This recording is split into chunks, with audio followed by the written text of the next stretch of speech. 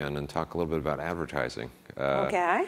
Jonah was with us earlier today. We talked a bit about this move toward native advertising, and he made a comparison to the Super Bowl, to Vogue magazine, that without the advertising, these would be lesser events. And, well, I think that's and draws fair. a correlation, I think a fair correlation.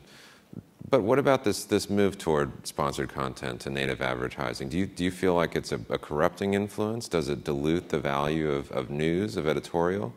I feel, reluctant to paint with too broad a brush, but what I worry about, and I actually have talked to Jonah about this at some length, and he's been, various media writers have written critical things about BuzzFeed and his model, because if you are in fact leaving confusion in readers' minds about where the content comes from, and purposely making advertising look like a news story, I think that is something that I'd worry about, because I think that being authoritative and having the trust of readers, which is something that that's at the core of the Times' business model, and we fight very hard to earn that trust. That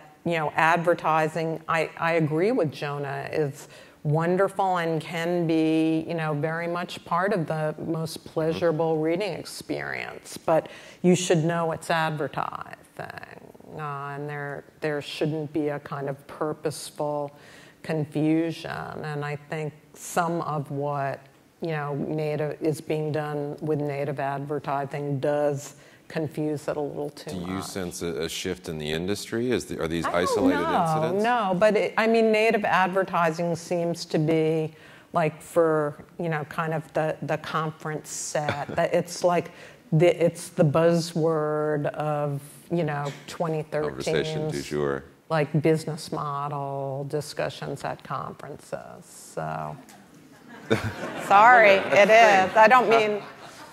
Wired is obviously on the cutting edge. I'll pay you later.